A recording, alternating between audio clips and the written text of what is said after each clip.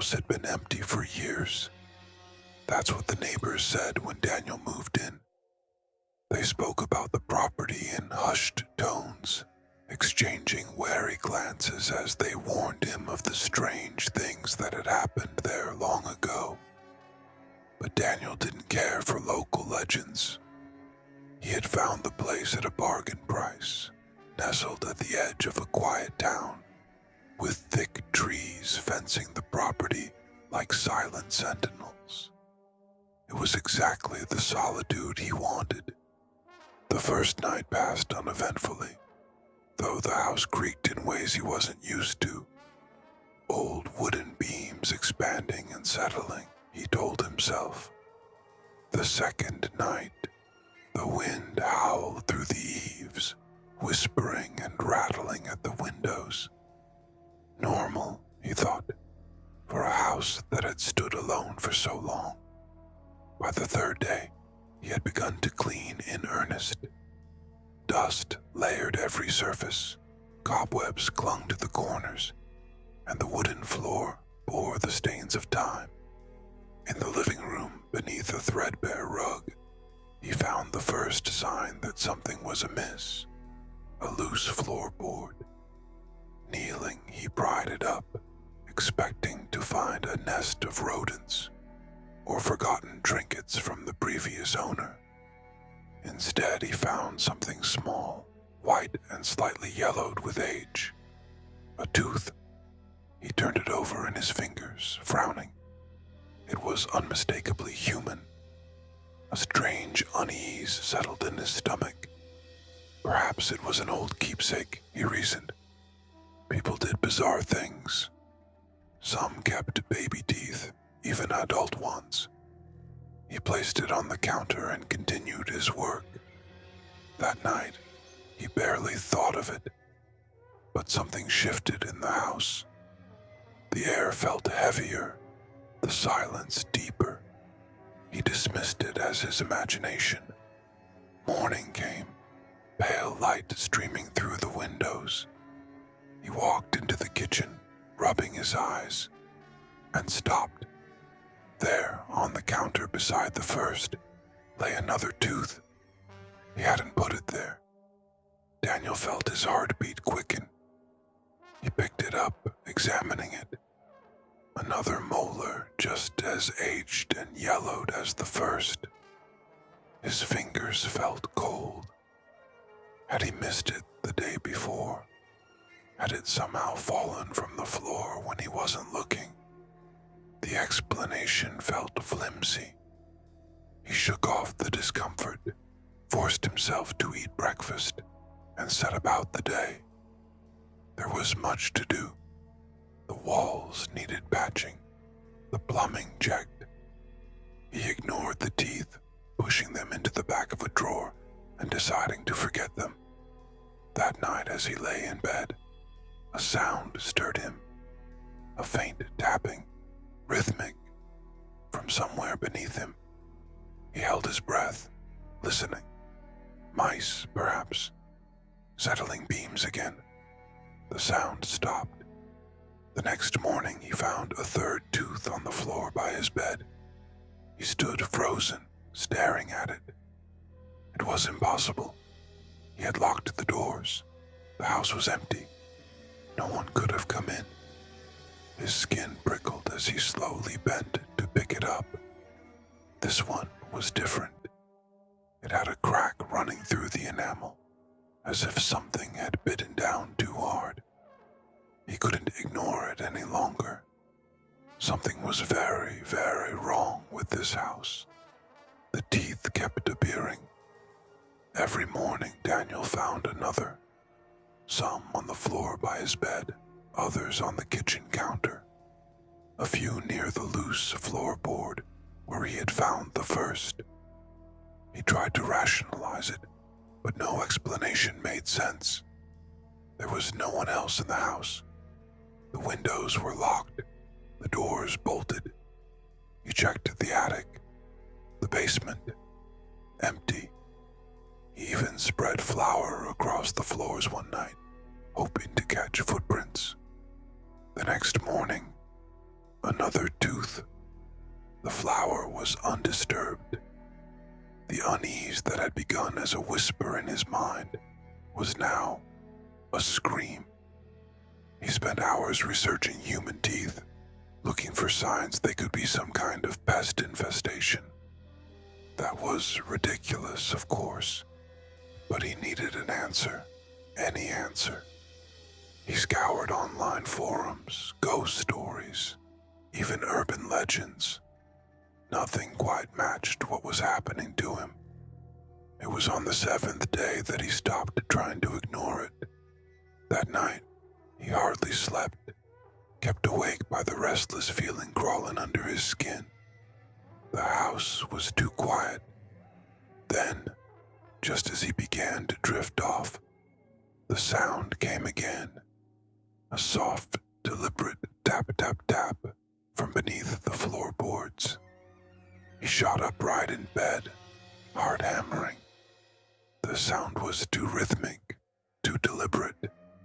He strained to listen, hoping it would stop, but it continued, slow and steady, as if something was knocking from below.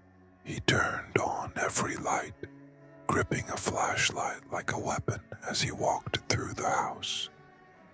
The sound had stopped, but the sensation of being watched lingered. He forced himself to approach the loose floorboard in the living room. His fingers hesitated on the wood. Tap, tap, tap.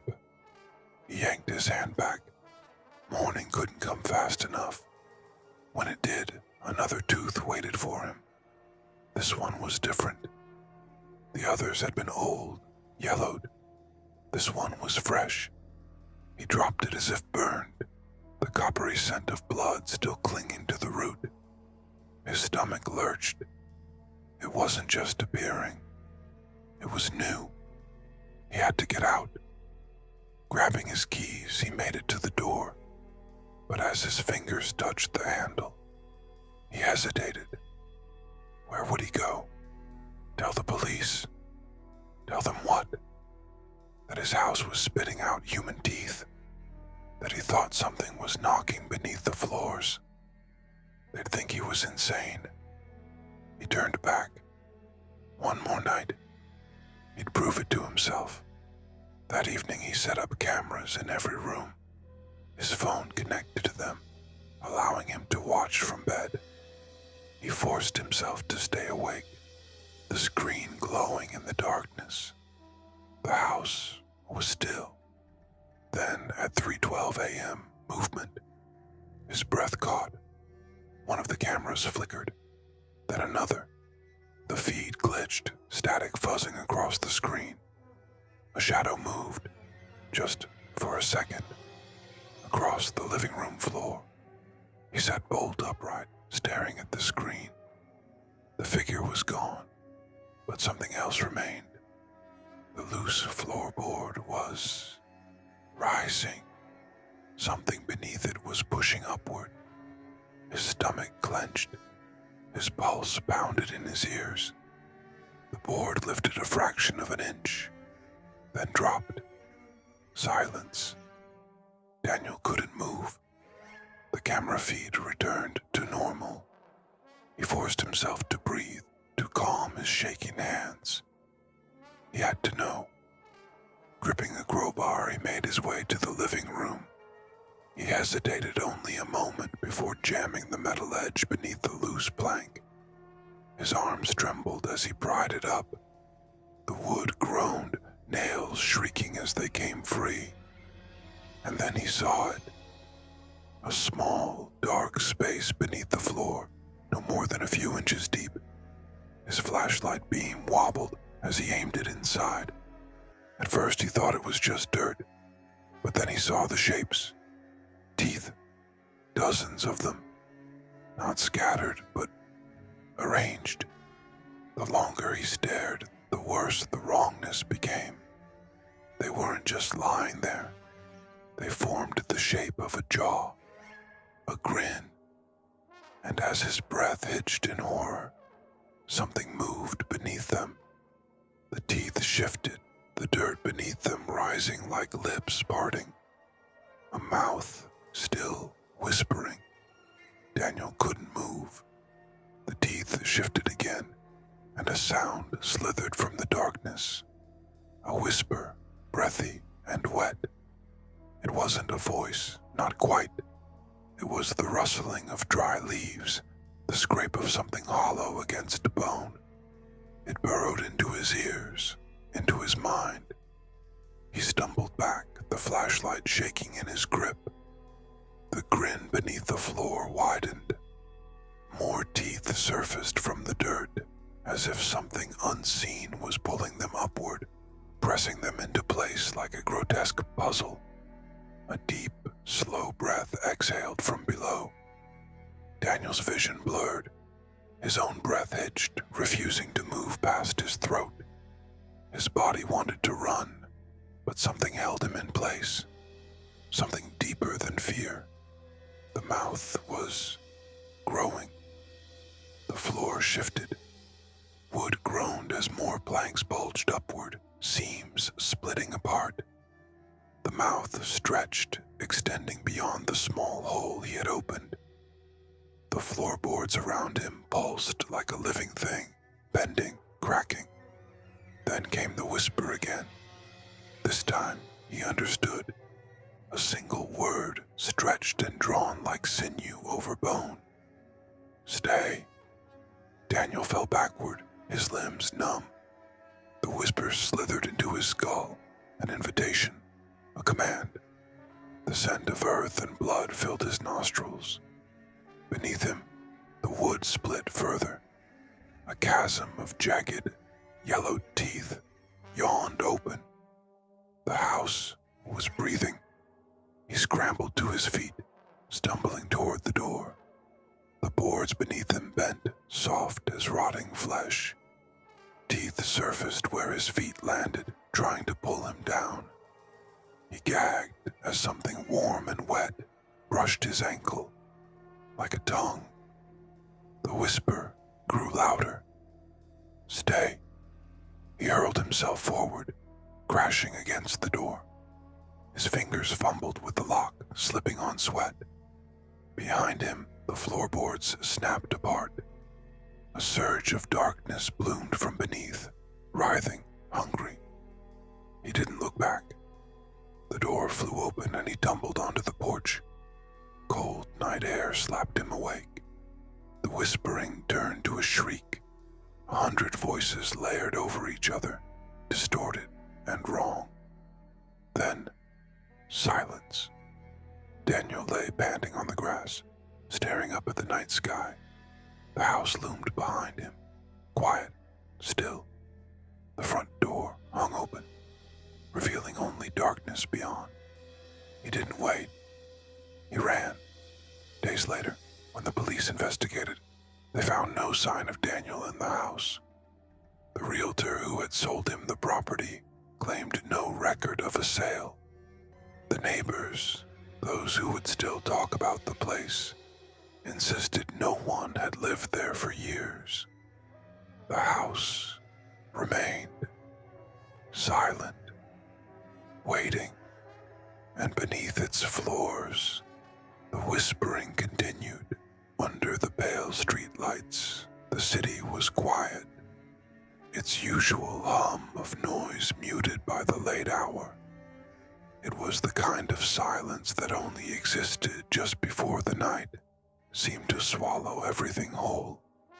The streets were nearly empty, save for a few stray figures walking quickly, their footsteps echoing off the wet pavement as a light rain began to fall, coating the ground in a thin sheen of water. A cool breeze danced through the alleyways, carrying with it the scent of the rain-soaked earth, the city's heartbeat pulsing with an almost forgotten rhythm. Helen had just finished her shift at the diner, the late-night crowd a dull memory as she made her way home. Her shoes clicked softly against the cobblestone streets, her hands tucked deep into the pockets of her coat.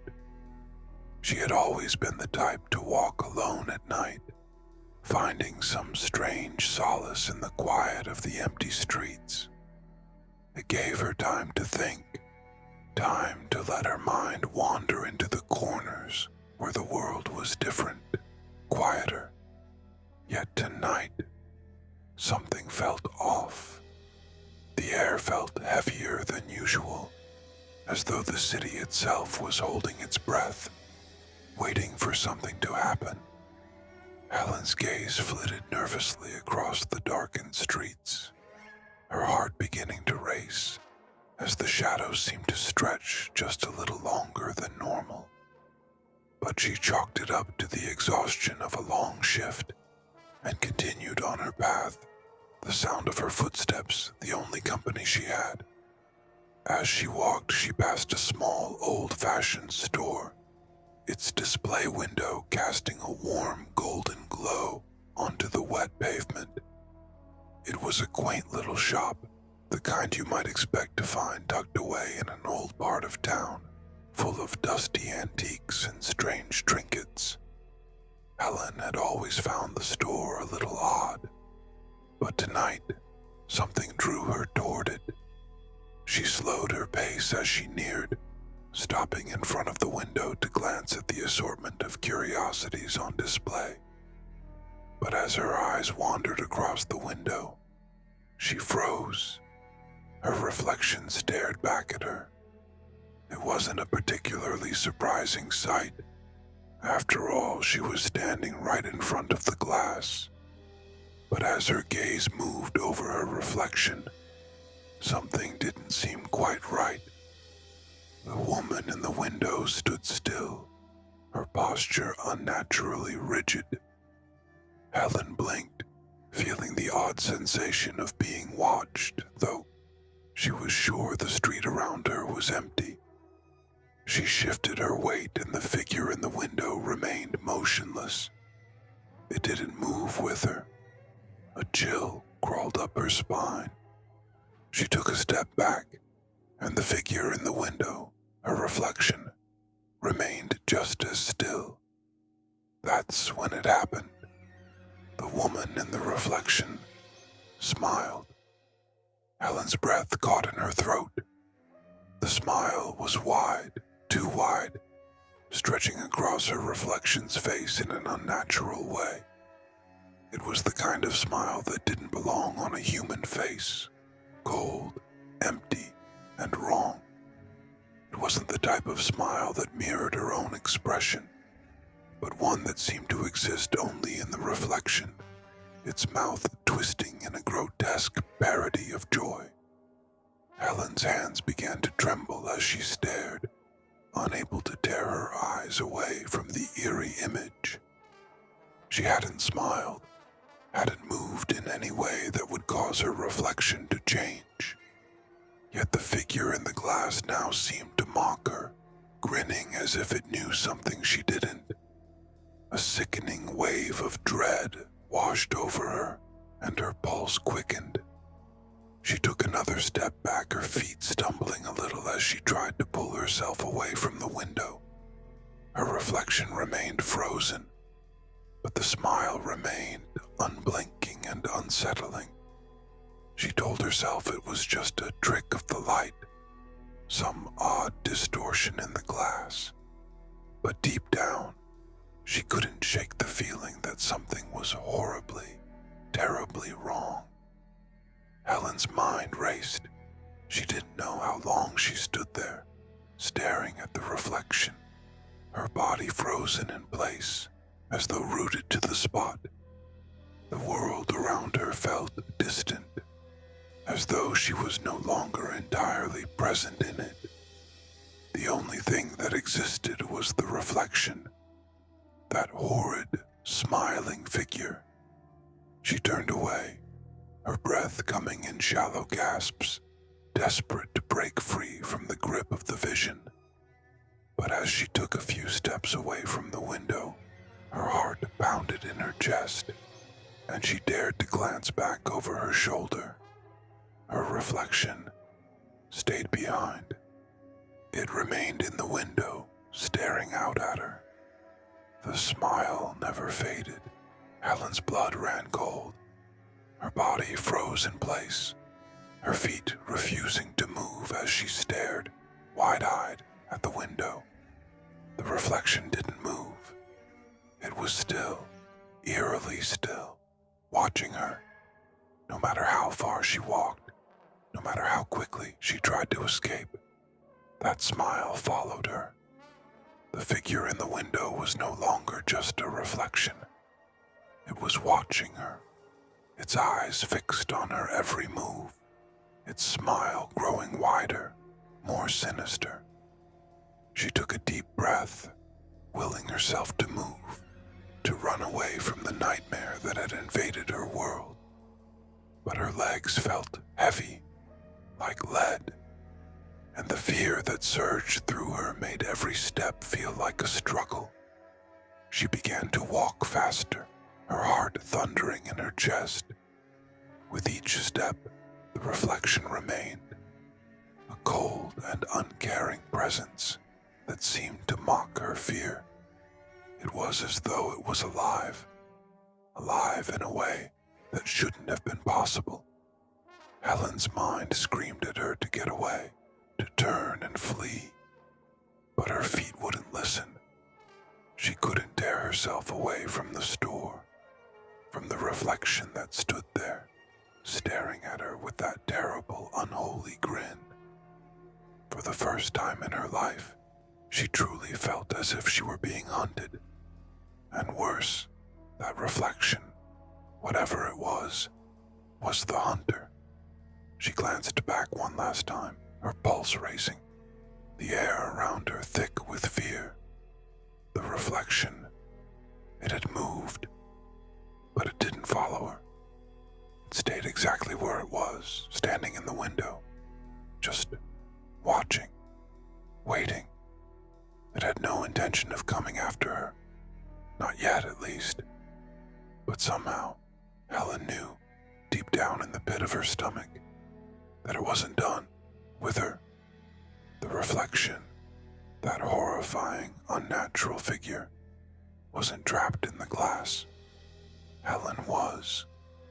The rain began to fall harder as Helen quickened her pace, her footsteps echoing off the wet pavement. She tried to ignore the cold feeling creeping up her spine, the sharp chill that had settled deep into her bones. But no matter how fast she walked, no matter how much she urged herself to leave the shop behind, her mind kept returning to the reflection in the window, the unnatural smile, the way it stayed unmoving while she fled. She could feel its eyes on her, a constant pressure at the back of her mind. The streets felt even emptier now. The usual hum of the city had dulled into an eerie stillness, as if the entire world was holding its breath. The only sound was the rhythm of her footsteps, but even that was muffled by the relentless rain. She glanced behind her again, half expecting to see that same twisted figure following her. But the street behind her was empty. The store window was no longer visible from this angle, the shadows of the buildings concealing it from view. She should have felt relief, but instead her heart hammered in her chest. The memory of the reflection, its smile, clung to her like a cold, suffocating fog. She tried to shake it off, telling herself that it had been nothing more than a trick of the light, a strange optical illusion, nothing more. But deep down she knew it wasn't.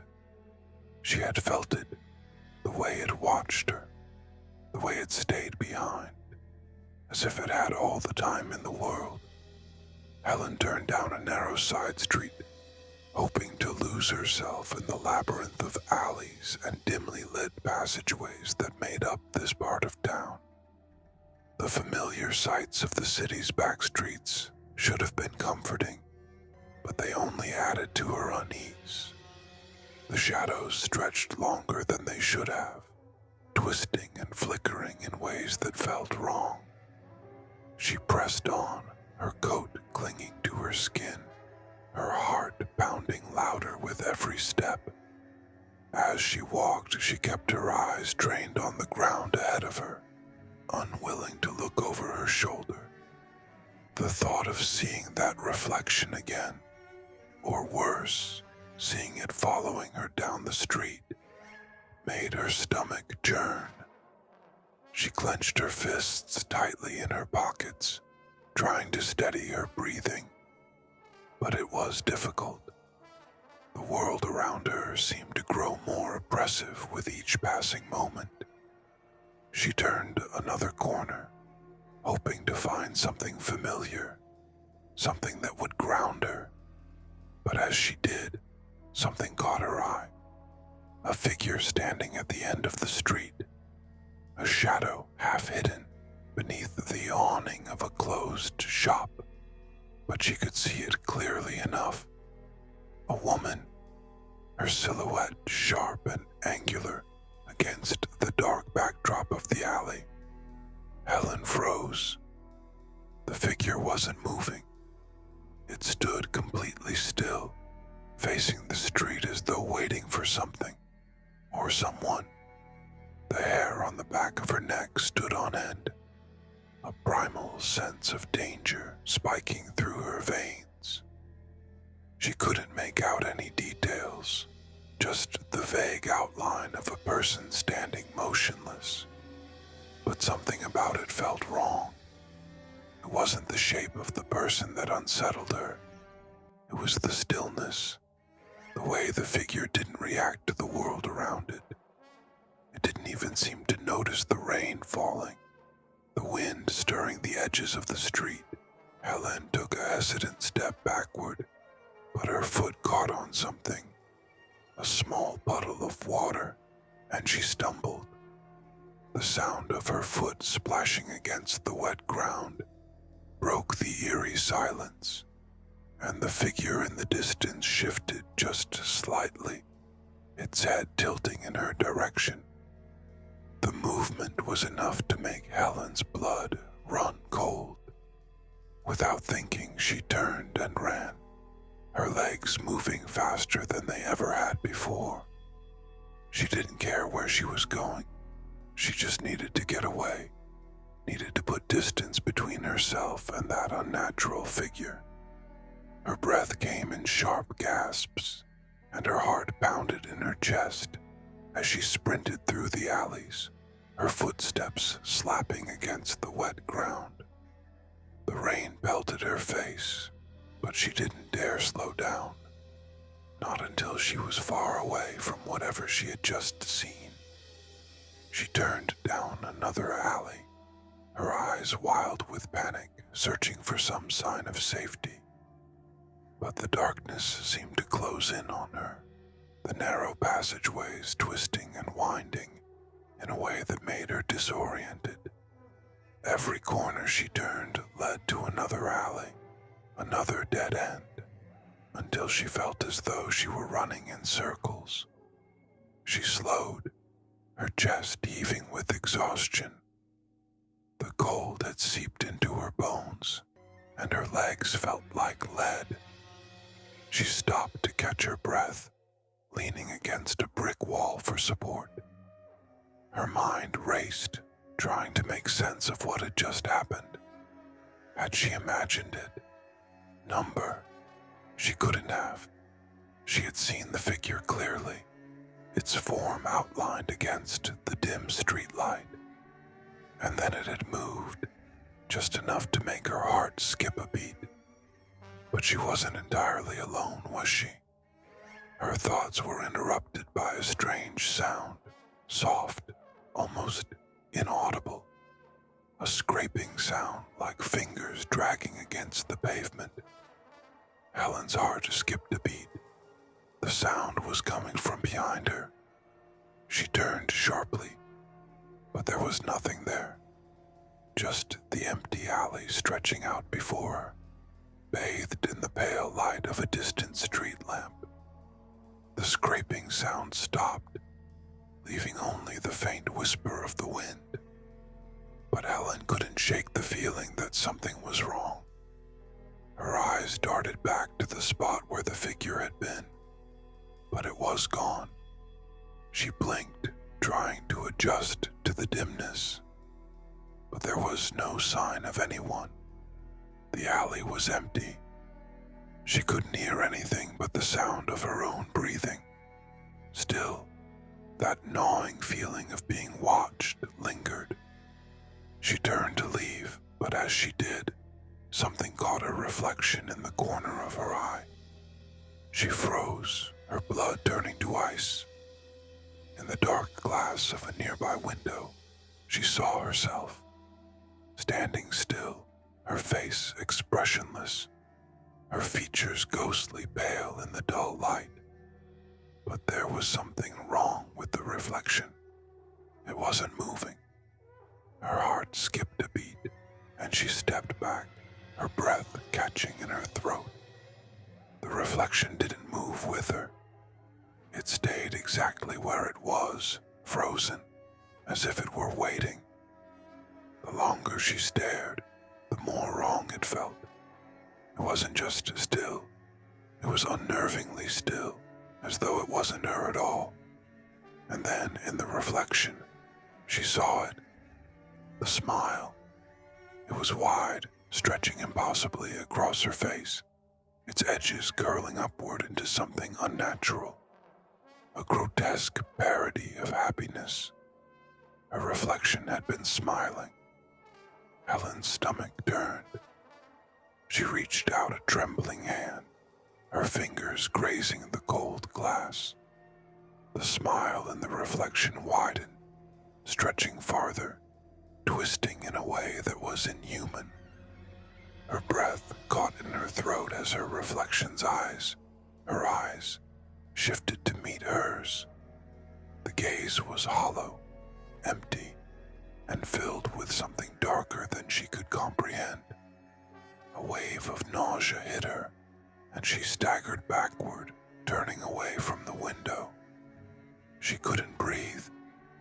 Her chest felt tight, as though the air had been sucked out of her lungs. There was something wrong with her reflection.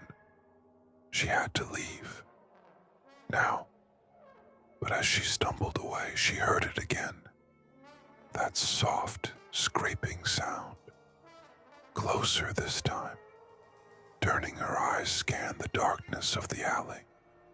But all she could see were the faint outlines of the buildings and the fading glow of the street lamp. She tried to move faster, but the sound was getting louder, closer. It was like the very ground beneath her was shifting, the sounds of her footsteps mingling with the scraping sound, creating an awful symphony of unease. She didn't dare look back this time. Instead, she ran, but the shadows followed. And this time, they didn't stay in the background. They were closing in, moving with purpose, as if they knew exactly where she was going. Helen's breath hitched as she rounded the next corner. The street ahead of her was darker, the buildings looming taller, their windows empty and uninviting. And then, just as she reached the next intersection, she stopped cold. The figure, the woman, she was standing there, waiting at the edge of the street, her form a dark silhouette against the dim light. She didn't move, but her smile, it grew wider, the same unnatural smile, the same twisted grin that Helen had seen in the reflection. And then, just as the rain began to fall harder, Helen realized the horrifying truth. She wasn't alone. The reflection, it was here. It had followed her, and it wasn't done yet. The figure stood motionless at the end of the alley, her silhouette bathed in the pale, flickering light of the street lamp. The woman, the same one that had been haunting Helen's every step, made no sound. Her eyes, dark and lifeless, followed Helen as she stumbled backward, her heart hammering in her chest. The night was suffocating, the weight of it pressing down on her chest, making it hard to breathe. Every instinct in her screamed to run, to escape, but her body refused to move. It was as though the very air had become thick, and her limbs were heavy, weighed down by an invisible force. Helen's mind raced, trying to make sense of what was happening.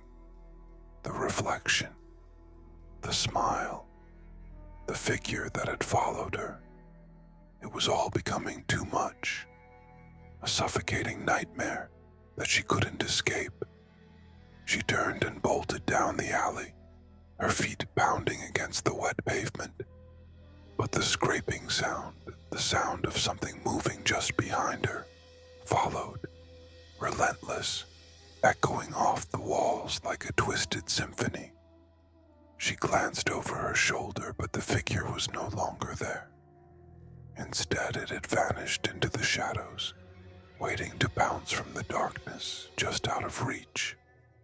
Helen's breaths came in ragged gasps as she ran, her mind spinning. She had to get away. She had to escape. But the street stretched endlessly before her, the path ahead dark and full of unknown terrors. The night was no longer just silent. It was oppressive, a heavy, suffocating blanket that swallowed every sound, every breath. Her pulse thrummed in her ears, drowning out everything else, and the air felt thick with something ominous, like the world itself was holding its breath. She reached the end of the alley and turned sharply, hoping to find something, anything familiar. But the streets were unfamiliar, the buildings looming like dark giants on either side. The rain poured harder now, drenching her to the bone, but she barely noticed it. Her clothes clung to her skin, but all she could feel was the overwhelming pressure that seemed to close in from every direction. The alleyways were twisting, moving, shifting in ways that didn't make sense. The world around her was warping, becoming a place she didn't recognize. Then, just ahead, she saw it, a storefront window, glowing faintly in the darkness. The same store, the same window she had passed earlier. Her breath caught in her throat as she saw the reflection once again. This time, there was no smile. The figure stood there, still, just like before. But there was something different this time, something more sinister about the way the reflection lingered. She stepped forward, her legs moving like they were made of lead. As she drew closer, she could feel the pull of the glass, a magnetic force drawing her in, and the reflection seemed to beckon her, as though it were calling her name.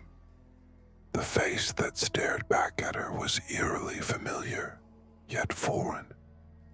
It wasn't her face. It couldn't be.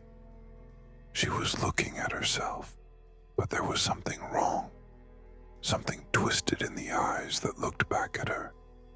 Helen stopped in her tracks, paralyzed by the horror of the moment.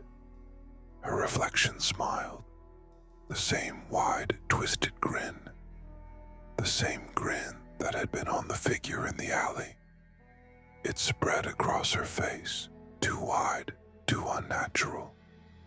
The reflection's smile grew, and Helen felt a cold chill settle in the pit of her stomach. It was as if the glass itself had become a window to some otherworldly place, a realm where the reflection wasn't just a mere image. No, it was alive. It was watching her, studying her, waiting. Her heart raced in her chest. and for the briefest of moments, Helen felt the urge to run, to turn around and flee. But before she could move, the reflection's her eyes, narrowed, and that smile twisted into something darker, something more menacing. And then it happened. The reflection in the glass began to move, slowly, deliberately, as though testing its own power. It wasn't mimicking her movements. No, it was doing something different. The reflection's arm stretched out, its hand pressing against the glass, the fingers curling into a fist. And then, in the most terrifying moment of all, the reflection spoke, not in words, but in a chilling, hollow laugh.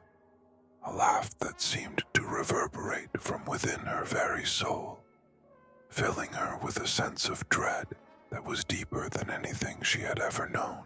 The glass vibrated beneath her touch, as though the reflection were trying to break free, trying to reach through the pane of glass and pull her in. She stumbled back, horrified, but the reflection didn't stop. It pressed its face against the glass, the eyes never leaving hers, the smile growing wider, more malicious, until it seemed to fill the entire window. It was as if the figure was pushing against the boundaries of the glass, trying to escape, to come into the real world. Helen's breath caught in her throat, and she backed away, her mind spinning, her body trembling with fear. The world around her seemed to shift and twist, the shadows deepening, the alleyways closing in. She looked down at her feet, but they felt distant, as if she weren't truly in control of her own body. She had to get away. She had to escape. But every direction she turned led her back to the same place, the same reflection, the same smile. The rain poured harder, the wind howling through the streets, but none of it mattered. The sound of the reflection's laughter filled the air, echoing through the empty streets, a mocking, hollow sound that seemed to grow louder with each passing second. She turned, her legs unsteady, and ran again, this time with more desperation. The pavement seemed to stretch on forever, the city an endless maze of darkened streets and twisted alleyways that didn't make sense. But no matter how fast she ran, no matter how many turns she took, the figure was always there, always just behind her, just out of reach. She could feel it. It was watching her, waiting. And then, in a sudden flash of clarity, it hit her. She wasn't running from the reflection. She wasn't running from the figure. She was running from herself. The reflection, that terrible, twisted figure, was a part of her. It was an extension of who she was, a darker, more sinister version that had always been there, lurking just beneath the surface. It wasn't the glass that was the barrier. It was her. The reflection had always been inside her, waiting for the moment when it would break free, when it would claim her as its own. Helen stopped running.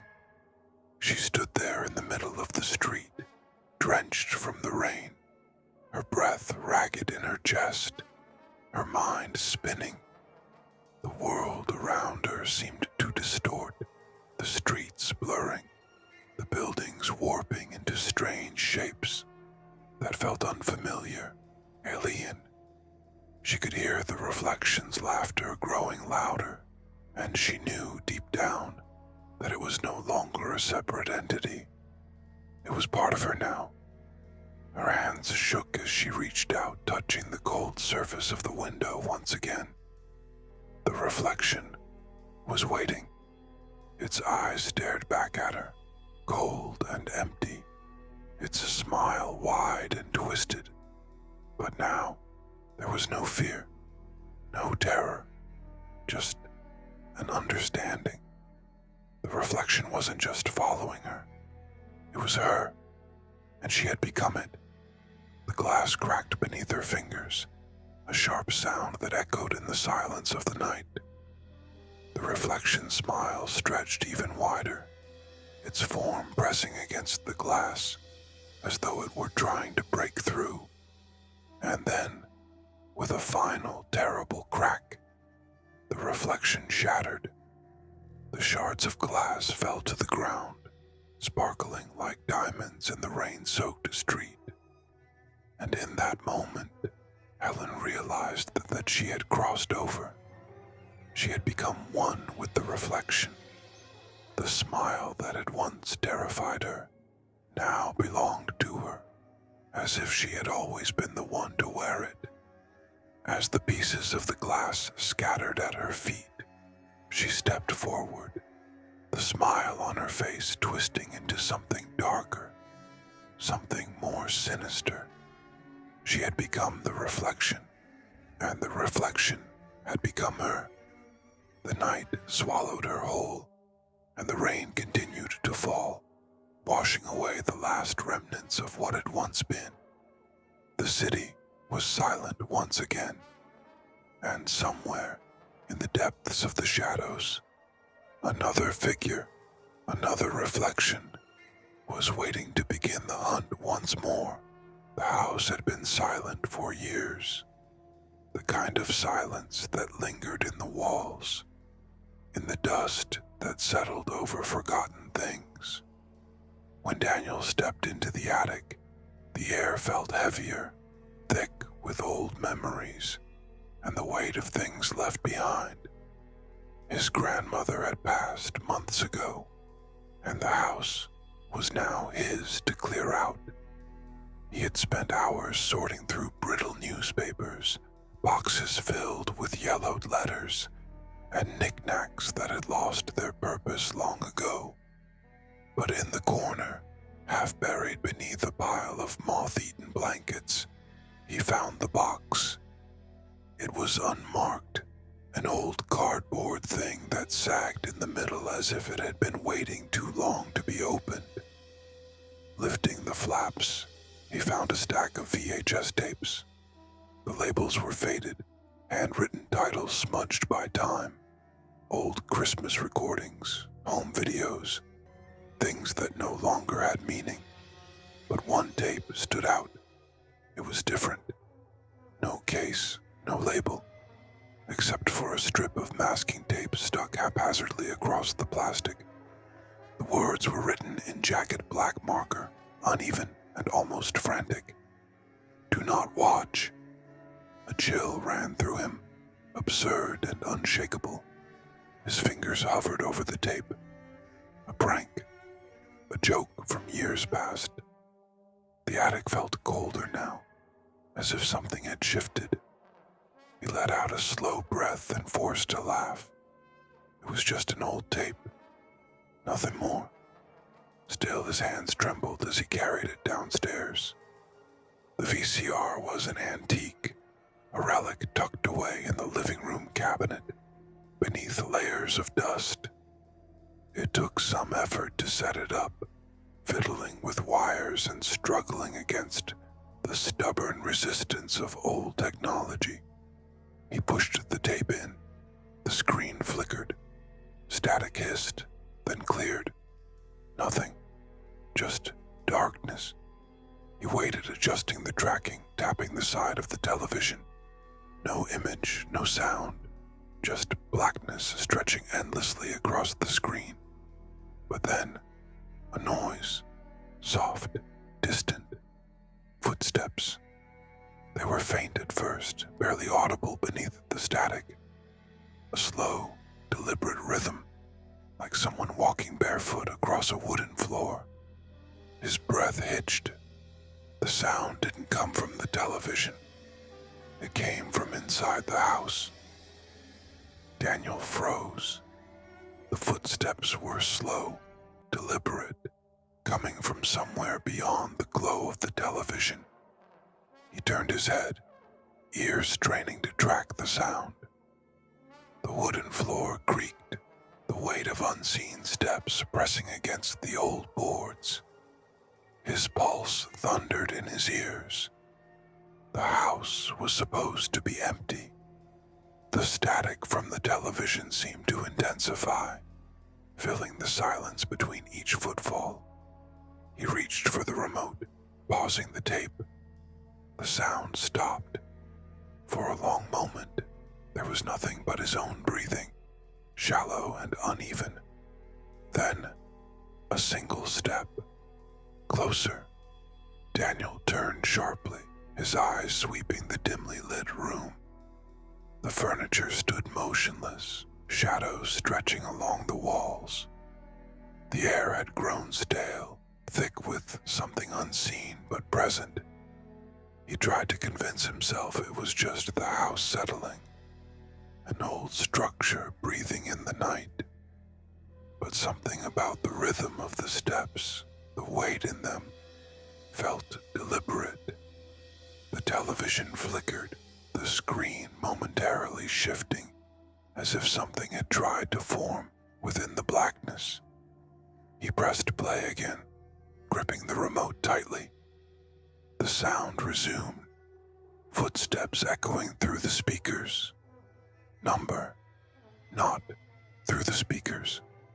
Behind him, he turned sharply, the movement too fast, too panicked. His pulse hammered as he scanned the shadows. The hallway beyond the living room stretched into darkness. The attic door was shut. The front door was locked. Another step. His breath caught in his throat. It was closer now, near the archway leading into the kitchen. His mind raced, trying to make sense of it. The VHS tape was blank. There was nothing on the screen. And yet, the sounds continued. A chair scraped softly against the floor in the next room. Daniel's stomach twisted. He had not moved anything. He had not touched anything. His body refused to obey, muscles locked in place. Every survival instinct screamed at him to run, to leave, to burn the tape and never look back.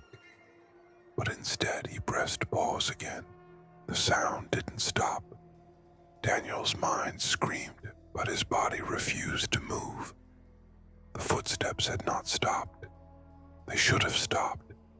The tape was paused, the screen frozen on its black, empty void.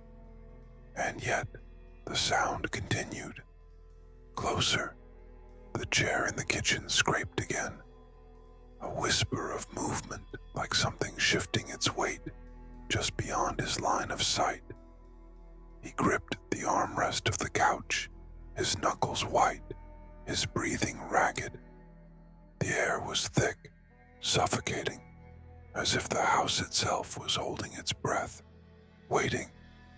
Then, a shadow moved. Not on the screen, not in the reflection of the darkened television. In the room, Daniel's head snapped toward the motion. The dim light from the TV barely illuminated the far side of the living room. But something was there. Something standing in the doorway. Tall, motionless, watching. His throat tightened. He could see no details, only the outline of something vaguely human. Its form swallowed by the darkness of the hall. The air around it seemed to warp, the edges of its figure shifting like heat waves, rising from pavement. The static from the television crackled. The tape was still paused, but now there was something new, something beneath the white noise. A whisper, low, indistinct, not coming from the television, coming from behind him. Daniel spun, his stomach lurching. The room was empty, or at least it should have been, but the air carried the weight of something unseen, something pressing against the edges of reality. The whispering grew louder, surrounding him, filling his ears with words that weren't words, sounds that didn't belong to any language he knew. The lights flickered. A cold breath touched the back of his neck. Daniel ran.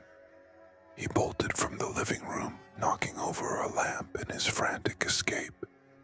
His feet pounded against the wooden floor, but the footsteps behind him matched his pace, always one step behind. The whispering rose to a deafening pitch, voices overlapping, clawing at his mind. He reached the front door, fumbling with the lock, his hands slick with sweat. The metal refused to turn, his fingers slipping, useless. A sound, low and guttural, came from right behind him. He didn't turn. He couldn't. Instead, he did the only thing he could think of. He ran upstairs. His bedroom door slammed shut behind him, the lock clicking into place. His chest heaved, his entire body trembling. The house had fallen silent again, but he knew better now. Silence was worse. The television in the living room flicked back on by itself. The static roared to life, seeping through the walls, vibrating through the floorboards. The screen was no longer black. Something was moving. Shapes twisted and convulsed, shadows flickering against a void. Faces blurred and distorted, mouths stretching open in soundless screams. Eyes, too many eyes. Then the footsteps resumed, slow, heavy, climbing the stairs. Daniel backed away from the door, his breath coming in the shallow gasps. The air felt wrong, thick like molasses, pressing against him, filling his lungs with something that wasn't air. The whispers started again, right outside the door. The doorknob turned. A single voice broke through the noise. Not a whisper, not distant. Right next to his ear. You watched. The lights went out, and Daniel screamed. Late one evening, as the sky outside darkened to an ink-black void, 7-year-old Daniel sat in the bathtub, absently playing with his favorite toy, a small rubber dinosaur with the faded green scales. The warm water lapped against his arms as he made the dinosaur stomp along the porcelain edge, its tiny claws scraping lightly against the surface. The bathroom was quiet, except for the rhythmic drip of the faucet and the occasional creak of the house settling. His mother had left the room moments ago, reminding him not to play too long. But Daniel was lost in his world, imagining his dinosaur exploring an ancient landscape, battling invisible creatures lurking beneath the soapy water. With an excited flick of his wrist, he made the dinosaur leap into the air. The toy tumbled, its slick surface slipping from his fingers. For a split second, he reached out, but it was too late. The dinosaur landed with a tiny splash, bounced off the drain's metal cover and, with a soft plop, vanished into the darkness below. Daniel froze. His stomach clenched as he stared at the drain. The hole wasn't that big, was it? He leaned forward, peering down into the blackness. The metal grate had shifted slightly, leaving just enough space for the toy to slip through. The drain seemed impossibly deep, an abyss that swallowed the last traces of his toy. The water spiraled down slowly, carrying away the last bubbles of his bath. He imagined the dinosaur tumbling downward, lost forever in the endless tunnels of pipes beneath the house. A shiver crawled up his spine. He wasn't sure why, but something about the drain unsettled him. It was just a normal bathtub drain, wasn't it? Daniel hesitated before calling for his mother. Maybe she could take the grate off. Maybe they could get it back. But then he thought about her reaction. She'd probably scold him for being careless. He didn't want to get in trouble. Instead, he pulled the plug, watching as the last of the water swirled away.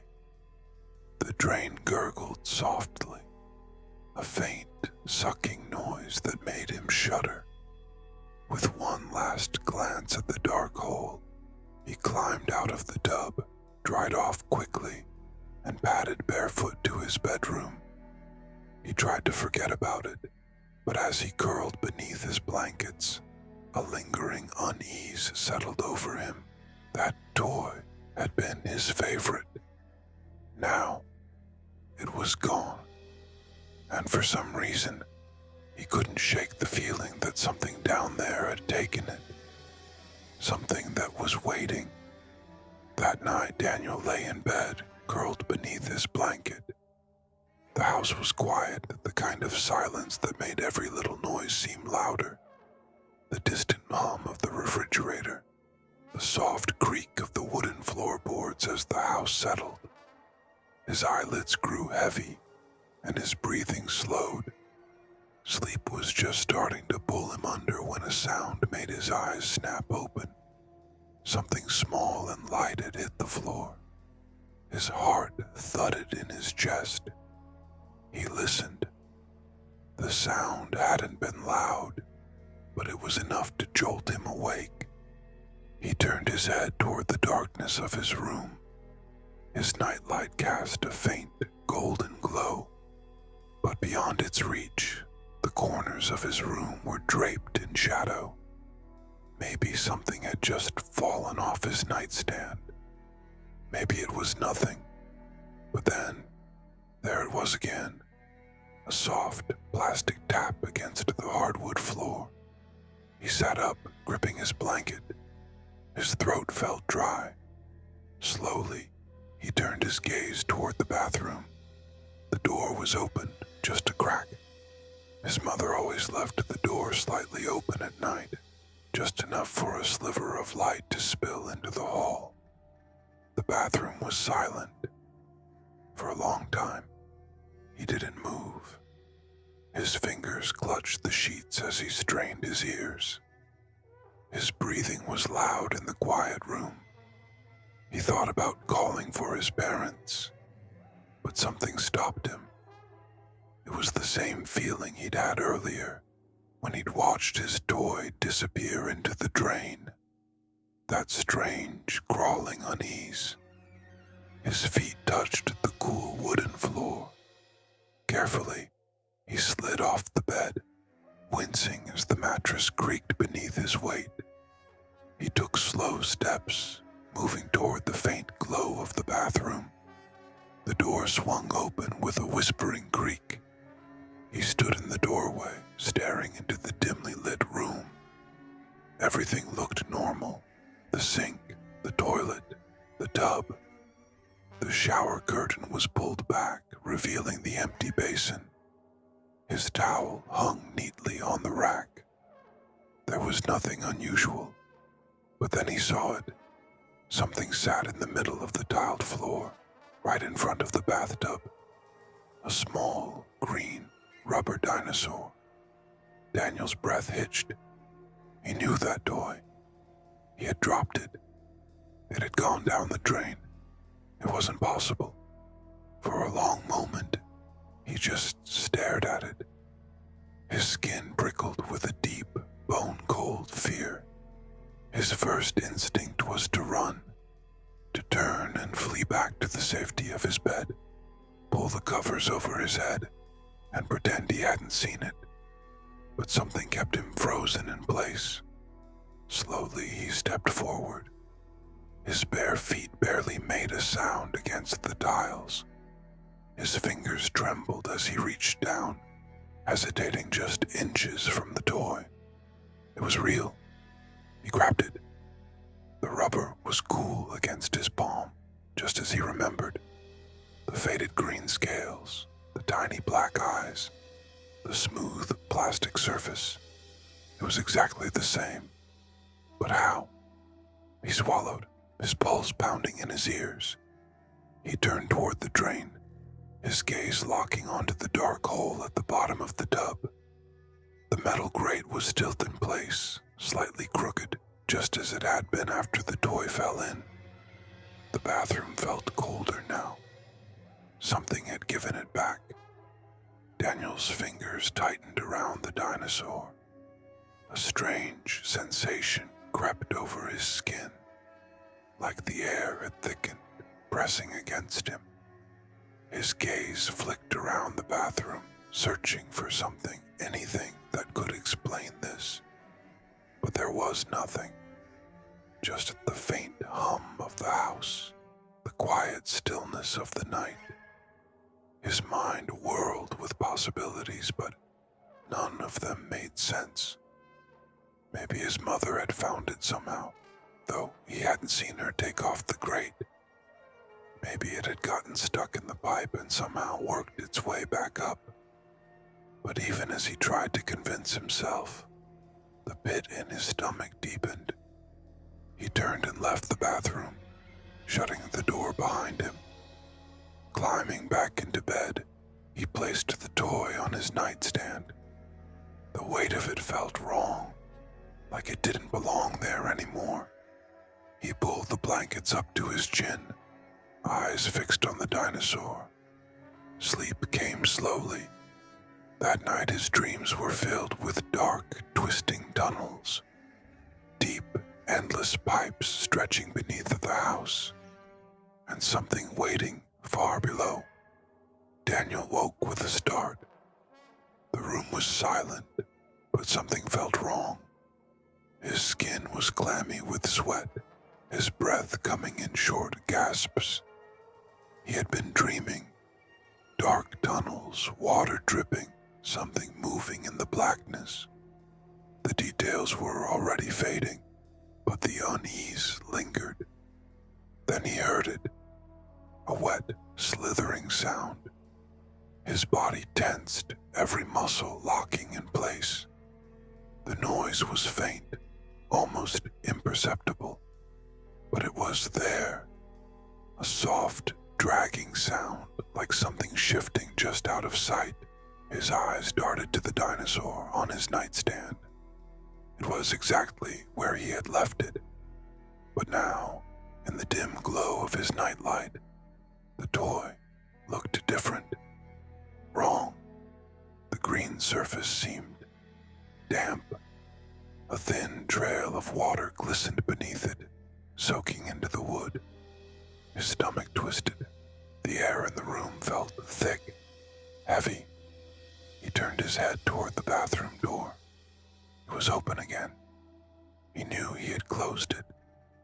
A slow, steady drip echoed from inside. The sound sent ice through his veins. He hadn't used the sink before bed. He hadn't left the faucet running. Something moved in the dark. Daniel's breath hitched. His body screamed for him to stay put, to pull the covers over his head and pretend he hadn't seen anything. But his legs betrayed him. Before he even realized it, he was standing, bare feet on the cold floor, the wooden boards creaking beneath his weight. His heart pounded as he moved toward the bathroom, each step slow and hesitant. The door yawned open wider as he approached. Shadows stretched long across the tiled floor, distorted in the dim light. The bathtub was full of water. His chest tightened. He had pulled the plug. He had watched the water drain away. But now it was back, dark and murky, rippling as if something had just moved beneath the surface. And then he saw it. A hand. Pale, bony fingers just barely visible beneath the water. Daniel's breath caught in his throat. He stumbled backward, his foot slipping on the wet tile. He crashed against the wall, the impact knocking the air from his lungs. The water in the tub sloshed violently, splashing over the edge. Something was coming. A low, gurgling noise bubbled up from the drain. It sounded like a voice, distorted and hollow, rising from the depths. Daniel's mind screamed at him to run, but his body wouldn't move. His legs felt rooted to the ground, frozen by terror. The fingers twitched, a sudden jolt of motion. The hand shot out of the water, grasping the edge of the tub. The skin was sickly, grayish, stretched too tight over knobby bones. The fingers dug into the porcelain with a sound like nails on a chalkboard. Then another hand emerged, then a face. It wasn't human. The skin was slick, mottled with dark patches, the eyes sunken and lidless. A gaping mouth stretched open, water pouring from between jagged, uneven teeth. Daniel couldn't breathe. His chest heaved, but no air came. The thing dragged itself up, pulling its emaciated form from the drain, impossibly thin, impossibly long. Water spilled onto the floor in thick, black rivulets. It let out another gurgling hiss, its empty eyes locking onto Daniel. His paralysis broke. He turned and ran. His feet slipped on the wet tiles, but he caught himself sprinting toward the hallway. The thing let out a sound, a shrill, choking wheeze, like something drowning. The bathroom door slammed behind him. He didn't stop. He barreled down the hallway, his breath ragged, his pulse hammering. He reached his parents' room, his trembling fingers fumbling with the doorknob. Locked. His hands shook as he pounded on the wood. "Mom, Dad." His voice was hoarse, barely above a whisper. No response. A sound made him whip around. The hallway was dark. Too dark. The nightlight's glow didn't reach this far. Something was moving at the other end.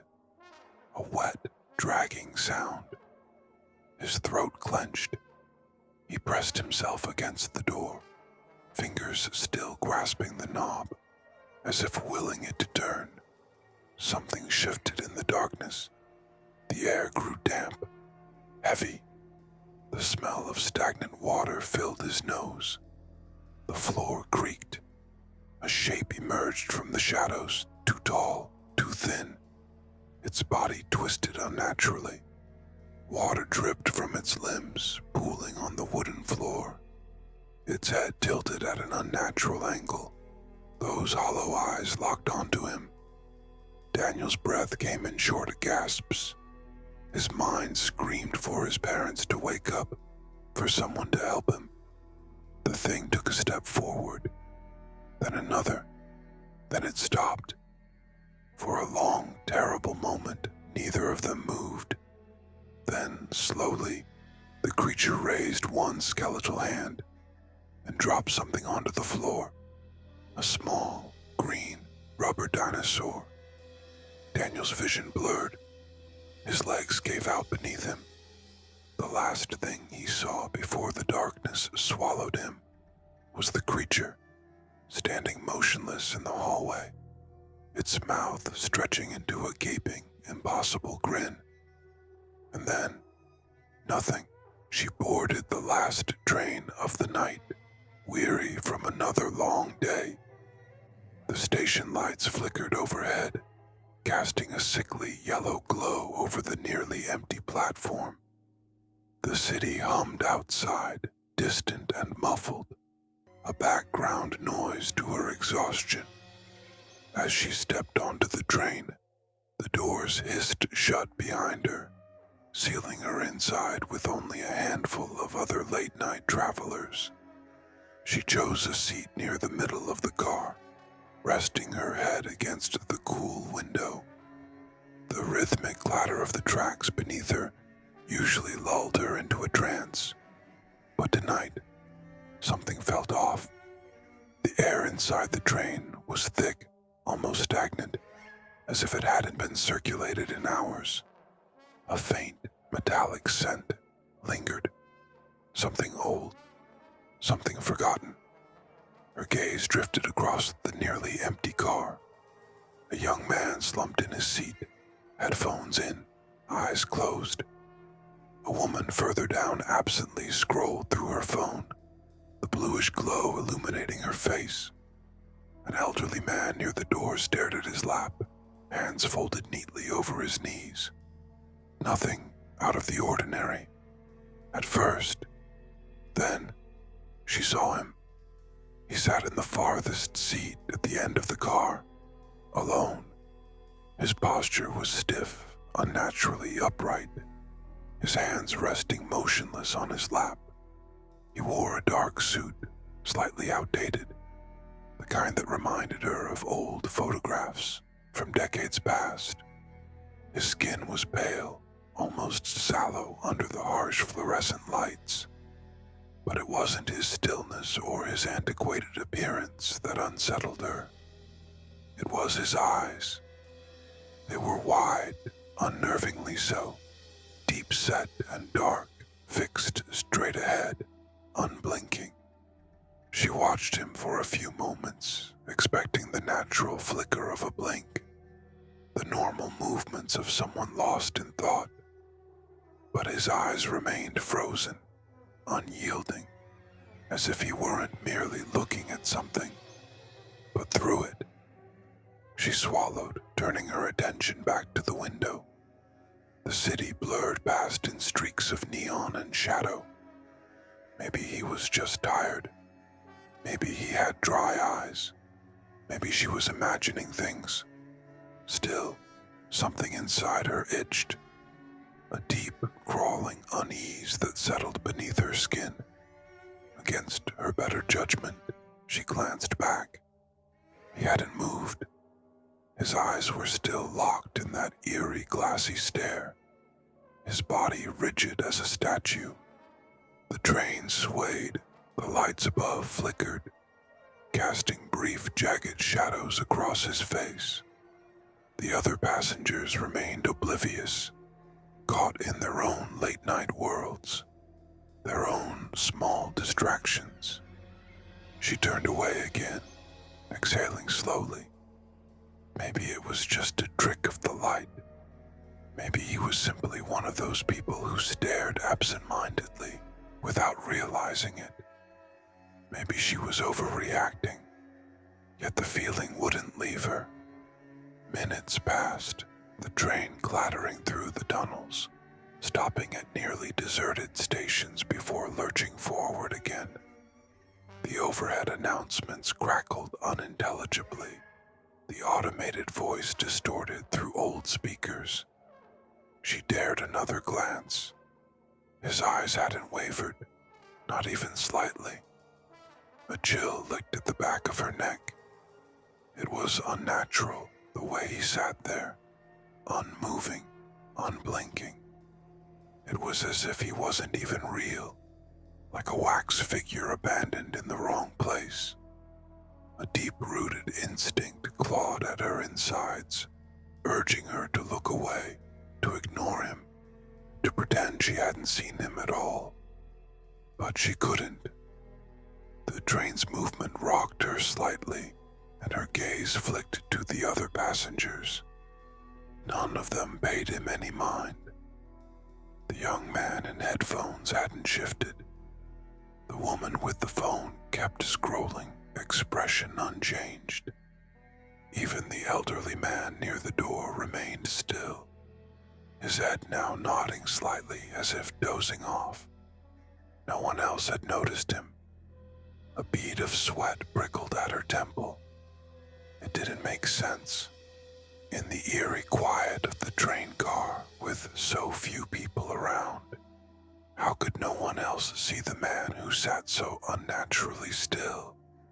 How could no one else feel the same suffocating dread she did?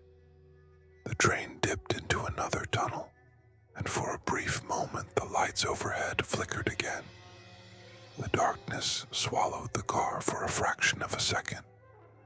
When the lights returned, her breath caught in her throat.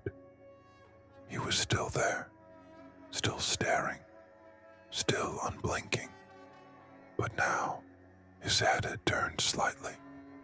Not enough to be obvious, not enough to alarm anyone who hadn't been watching.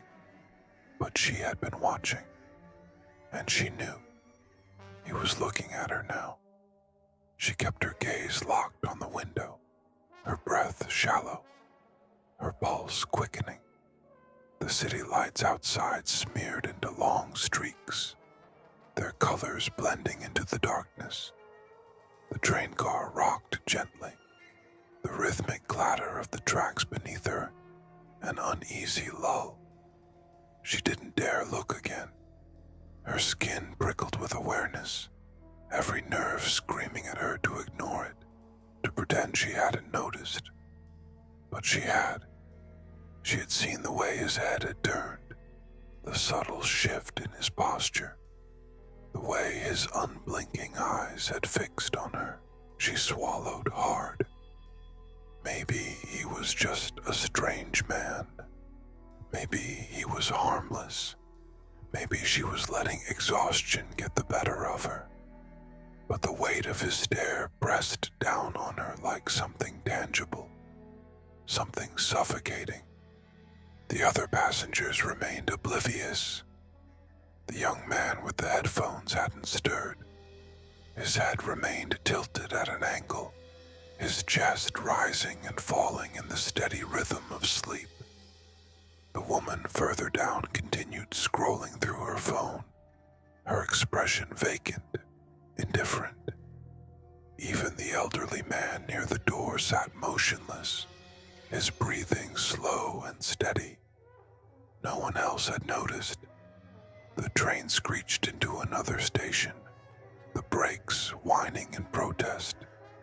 The doors slid open with a mechanical hiss, revealing an empty platform bathed in dim, flickering light. A moment passed. No one boarded, no one left.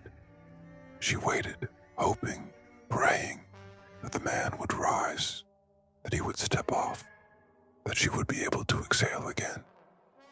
But he didn't move. The doors closed. The train lurched forward.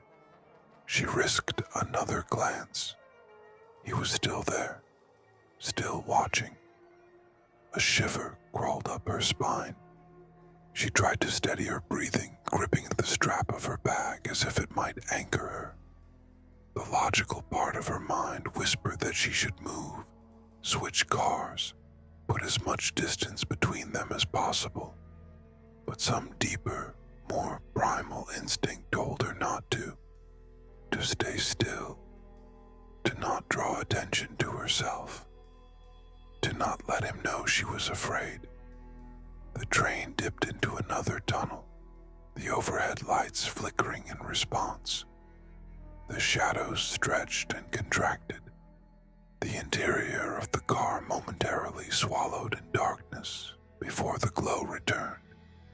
She forced herself to stare ahead, at the advertisements lining the walls, at the emergency exit signs, at anything but him.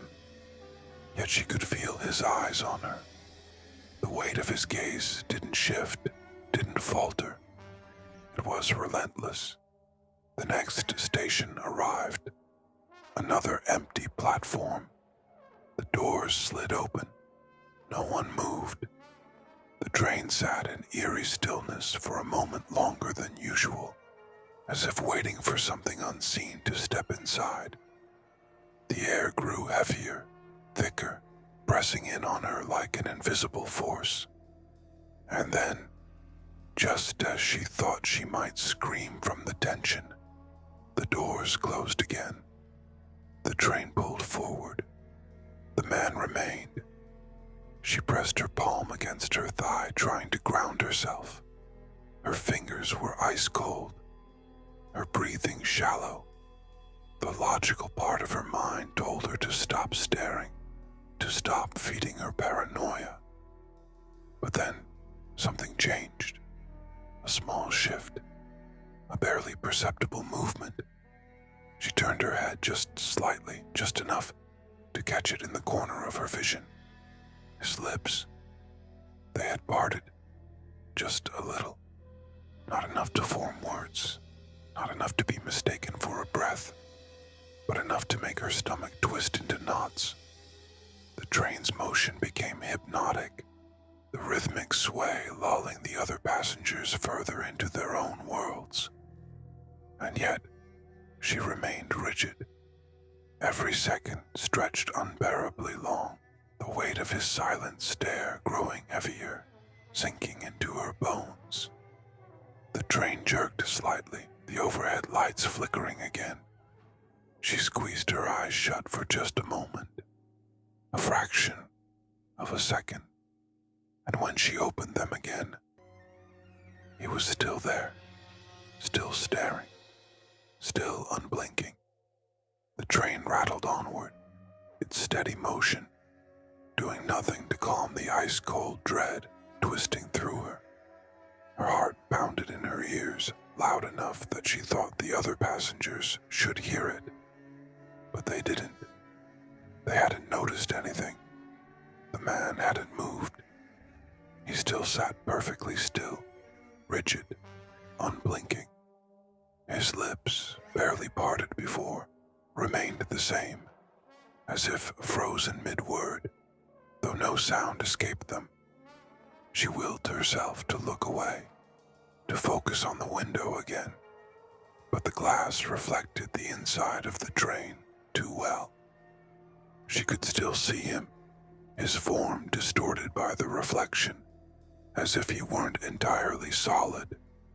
Her stop was still too far away.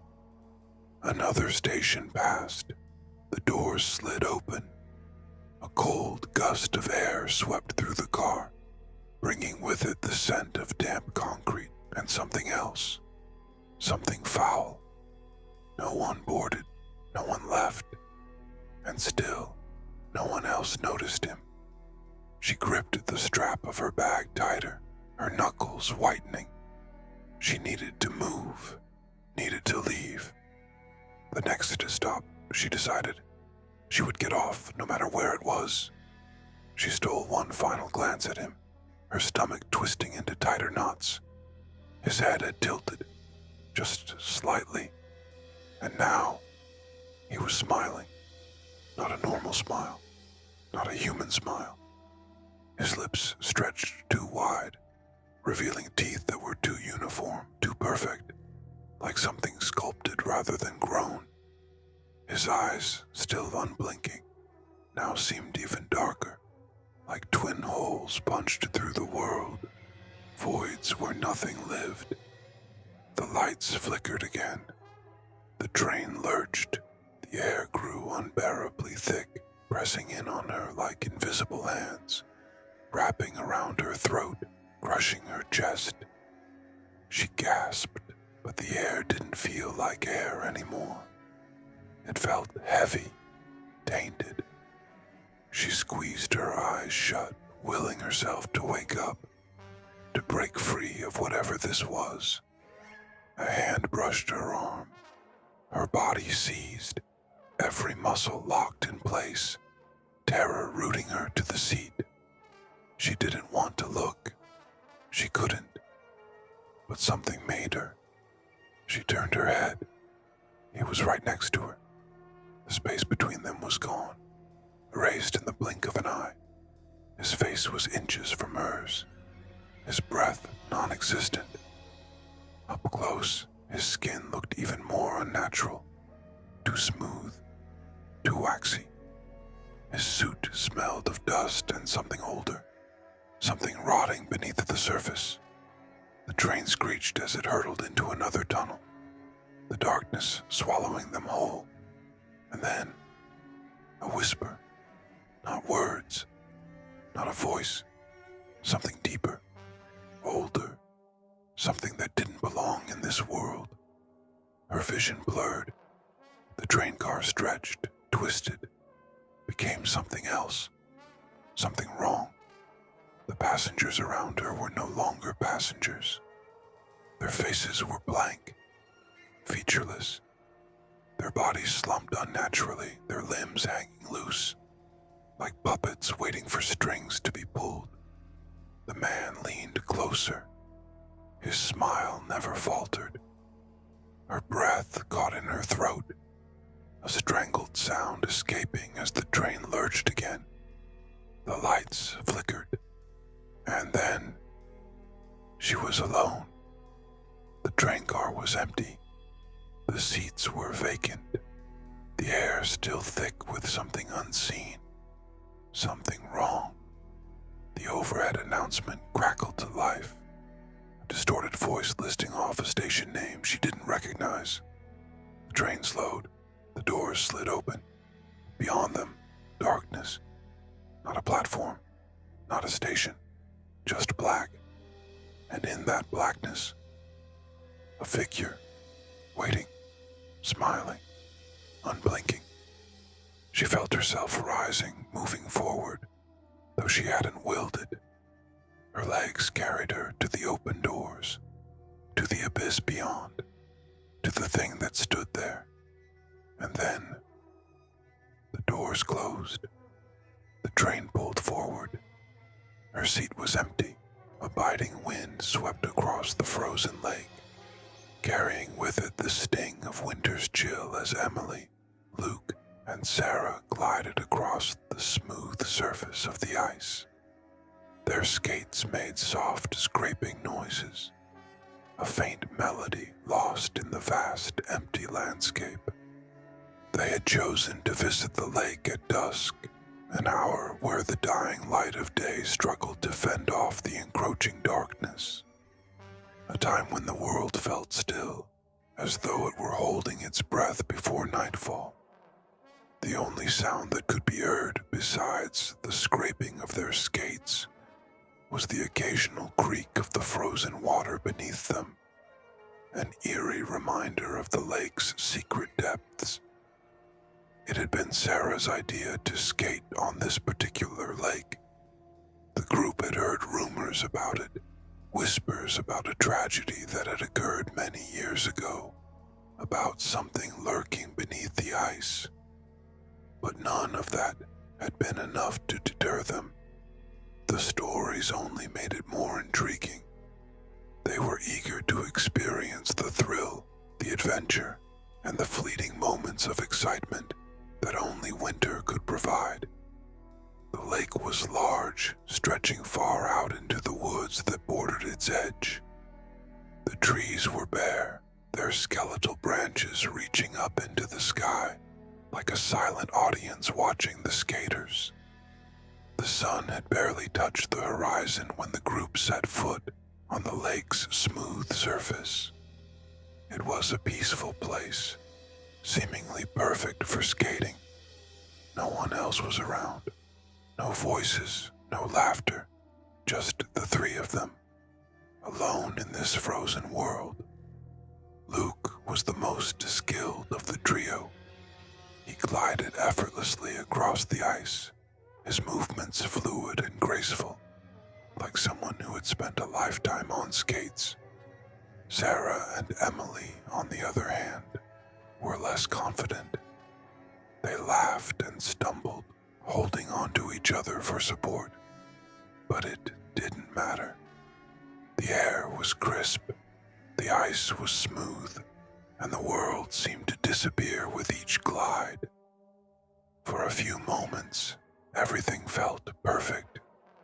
But something was off. It wasn't a feeling they could put their finger on at first. No, it was something subtle, something that crept in without their noticing. It began when Sarah paused, her gaze falling on the frozen surface beneath her. At first, she thought it was just a trick of the light, something caused by the fading sunlight playing across the ice. But as she focused, she saw something that made her heart skip a beat. Beneath the surface of the lake, moving standing just out of view were dark shapes.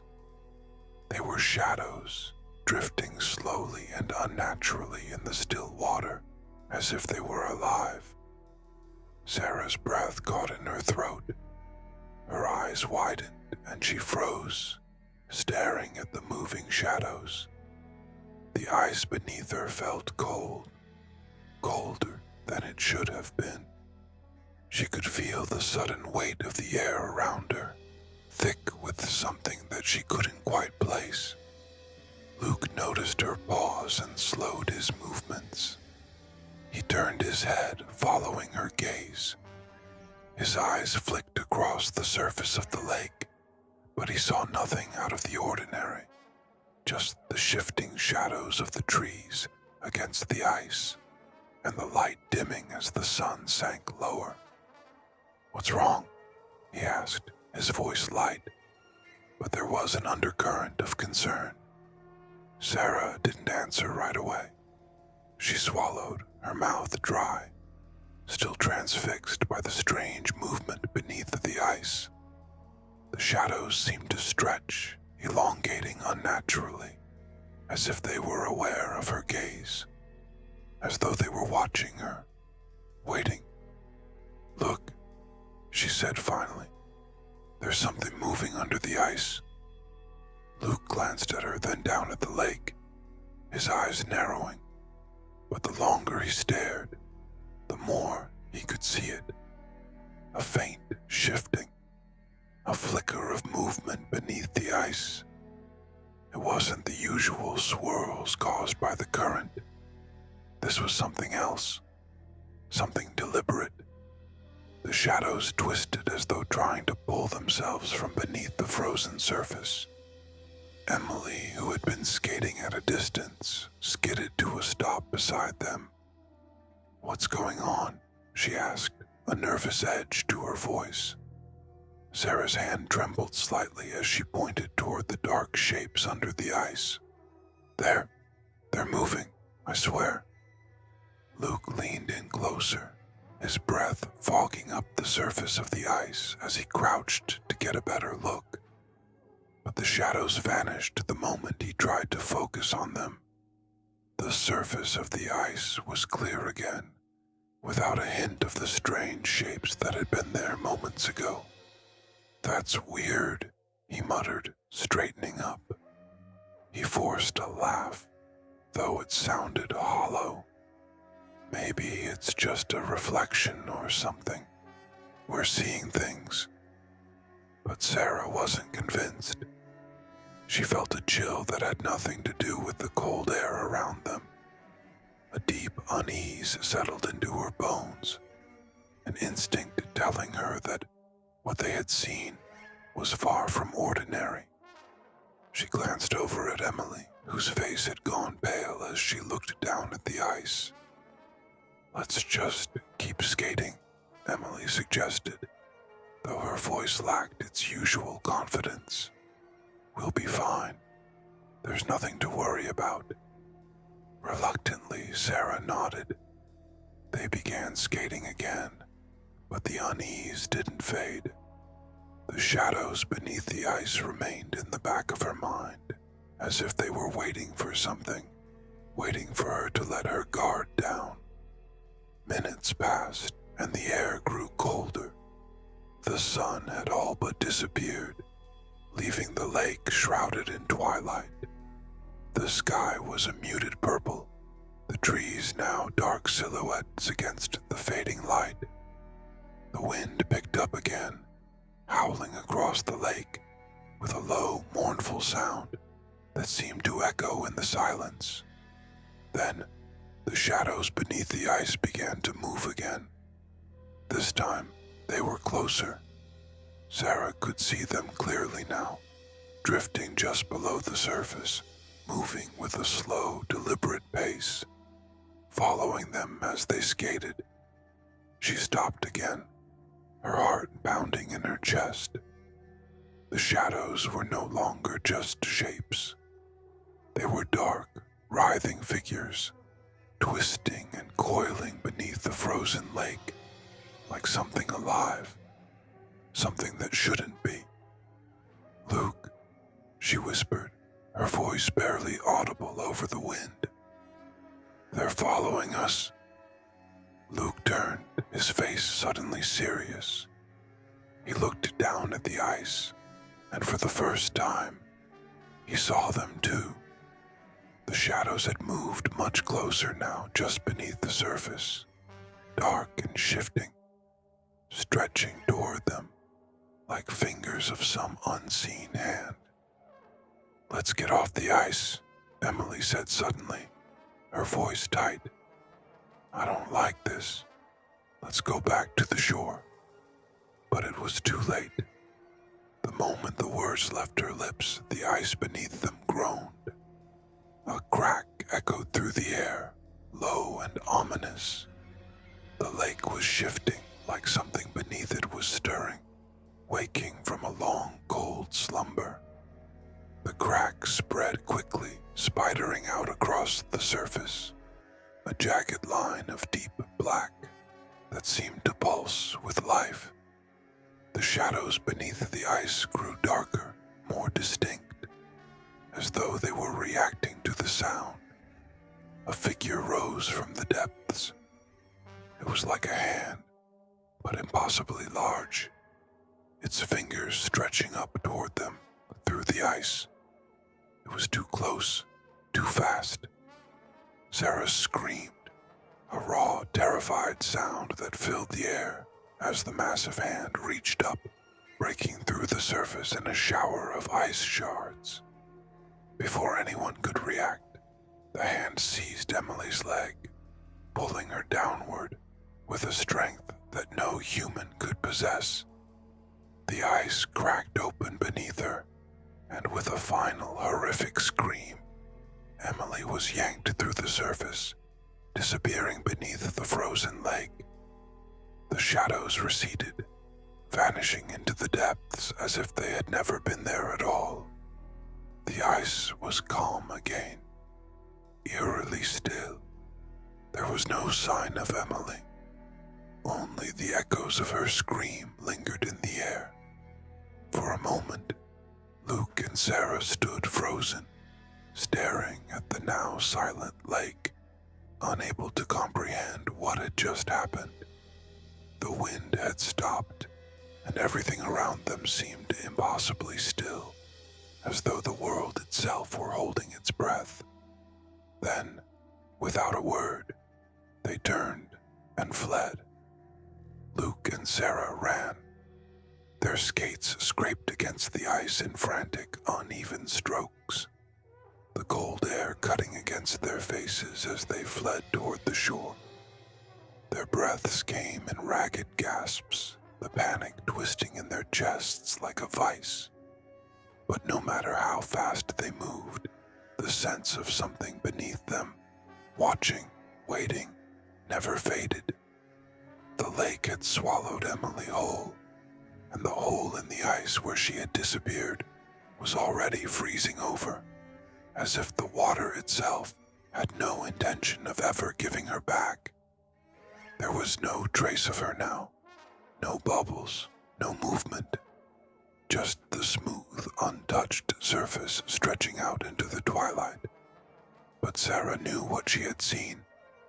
The shadows had taken her. Something unnatural had pulled her beneath the ice, and now it was coming for them. Luke grabbed Sarah's arm, nearly pulling her off balance. He was pointing at something. Sarah followed his shaking finger, her stomach twisting. The shadows were moving again. Beneath the ice they shifted like ink dispersing in water, thick and writhing, coiling into shapes that defied explanation. They no longer stayed in one place. They followed. Sarah's skates caught against a patch of rough ice, and she stumbled, nearly falling. Luke yanked her forward, his grip tight. The fear in his eyes was mirrored in her own. They had to get off the lake, but the ice stretched endlessly before them. and no matter how close they got to the shore, the darkness below followed. The figures beneath them seemed to multiply, shadows layering over shadows, creating something vast and insatiable. And then Sarah saw it.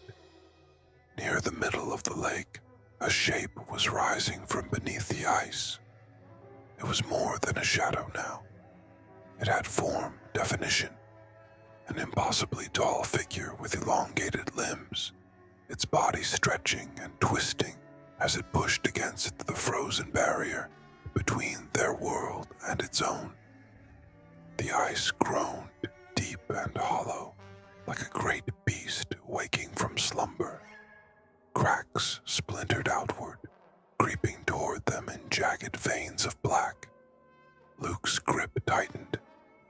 "Don't stop," he breathed, his voice raw with terror. Sarah didn't. They skated harder, their legs burning with effort, the cold slicing into their lungs. The edge of the lake was close now, so close. Just a few more strides.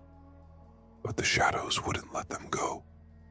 The dark figures surged beneath them, moving faster, growing bolder. One reached out. Sarah saw it, an arm of darkness stretching beneath the ice, keeping pace with her skates. It was matching her movements, mimicking her stride, waiting for the right moment to strike. A sickening crack split the air. The ice beneath them shattered. Luke let out a strangled yell as the ground beneath him gave way. He twisted, his fingers clawing at the edge of the breaking ice, barely managing to keep himself from falling through. Sarah skidded to a stop, her momentum nearly carrying her forward into the abyss. The ice beneath her feet was barely holding. She could see Luke's wide eyes, his breath coming in desperate gasps as he struggled to pull himself back up. Below him, the shadows shifted. They were waiting. Sarah lunged forward, grabbing his wrist. She pulled with everything she had, her muscles screaming in protest. The shadows reacted instantly. They surged upward, reaching, stretching, clawing towards the opening in the ice. Dark hands formed in the depths, fingers twitching, grasping, hungry. Luke was slipping. His grip was failing. Sarah screamed, tightening her hold on him. But something else was pulling, something stronger. The lake wanted him, and it would not be denied. A force yanked Luke downward. His body lurched as if an unseen hand had seized him, dragging him toward the dark. "No," Sarah choked, her fingers burning as she held on. But Luke's eyes met hers, and she saw the truth there. He wasn't getting out. With a final desperate cry, the ice beneath him fully collapsed, and Luke was gone. The black water swallowed him whole. Sarah fell back, her body trembling, her breath coming in ragged, uneven sobs. The hole in the ice where Luke had disappeared was still open, but there was no movement, no sign of him. The surface was already beginning to refreeze, just as it had with Emily. It was as if they had never existed.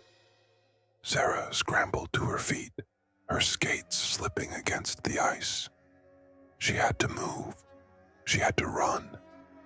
But when she turned toward the shore, she saw something that made her blood run cold. The shadows had spread. They were no longer just beneath the ice. They were above it. Dark figures, humanoid but wrong, were rising from the surface like mist twisting into shape. Their movements were slow, deliberate, unnatural. They were watching her, and then they started to move. Sarah ran. Her legs ached, Her breath was a series of panicked gasps, but she didn't stop. She couldn't.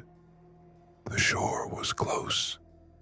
She could see the edge, the snow-covered ground waiting just beyond the ice. But the figures were faster. The moment her skates touched solid ground, the shadows stopped. They hovered at the edge of the ice, shifting, writhing, restless. They could not leave. Sarah collapsed onto the snow, her chest heaving, her limbs shaking violently. And as she lay there staring at the frozen lake, she realized the awful truth. The shadows had not come from beneath the ice. They had always been part of it, and now they had taken two more. Sarah lay in the snow, her chest heaving, fingers curled into the frozen earth. The wind howled through the barren trees, but she could hear nothing over the blood pounding in her ears. The lake stretched behind her, vast and still, its surface unbroken, smooth as glass, as if it had never swallowed her friends whole. Her breath came in ragged gasps. The ice hadn't cracked again. The shadows hadn't reached for her. She had made it, but she was alone. The weight of that realization crashed over her like a tidal wave. Luke and Emily were gone. One moment, they had been laughing, their skates cutting effortless paths across the ice, and the next, nothing. Swallowed by the lake, stolen by the things beneath. Sarah's body trembled violently, but not from the cold. It was as if something inside her had splintered, a fracture so deep that no amount of warmth could ever knit it back together. Slowly, she turned her head. The figures still stood at the ice's edge. Their shapes flickered like candle flames in the wind, shifting between solid and insubstantial. They had no faces, only darkness, a void where eyes should be, where mouths might have been. They loomed, taller than any human, stretching and distorting like shadows cast by a fire. But they did not move closer. They hovered at the threshold, watching, waiting. Sarah dragged herself backward, boots sinking into the snow. Her muscles ached from exertion, her skates still strapped to her feet, but she dared not turn her back on them.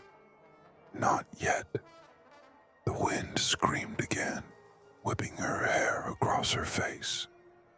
The night had fallen completely now, and the forest loomed behind her, a wall of blackness filled with twisted branches.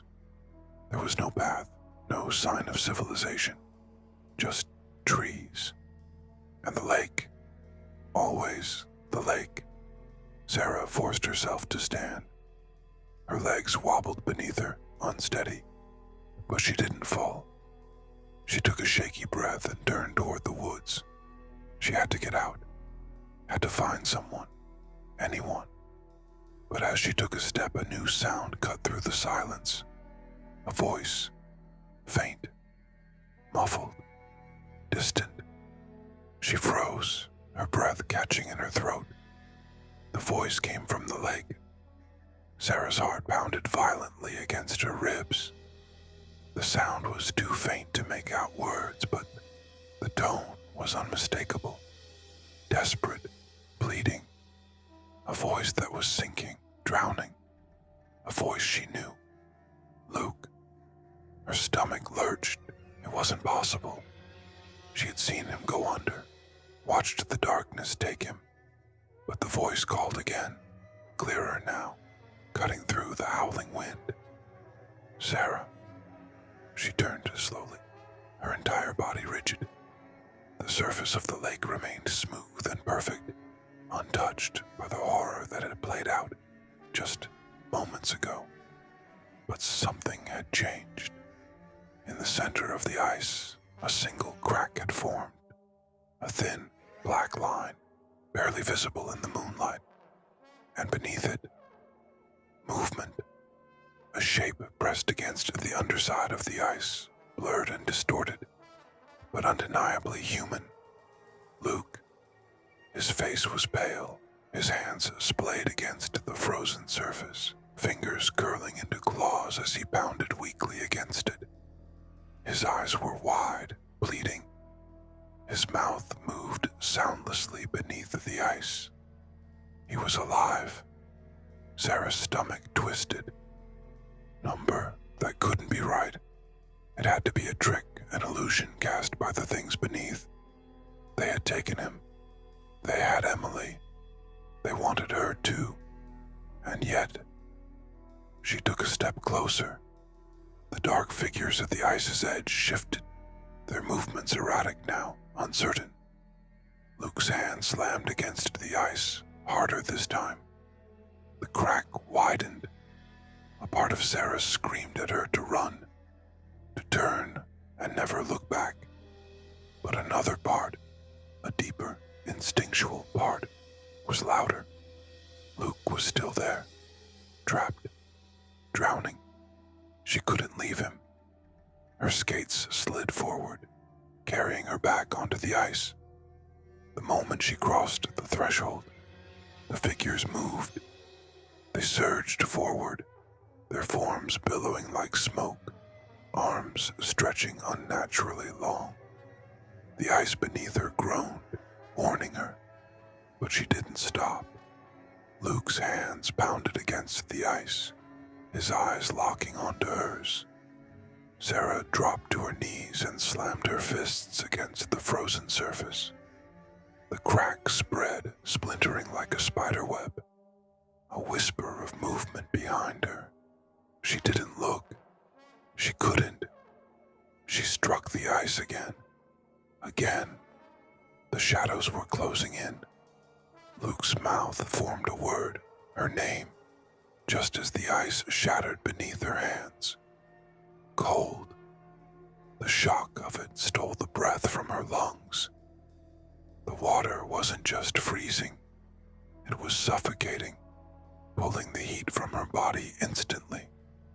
She felt hands, Luke's hands, grabbing for her, desperate, frantic. Their fingers locked, and for a brief moment she believed. She had him. She was pulling him out. They were going to be okay. Then the hands changed. The grip tightened.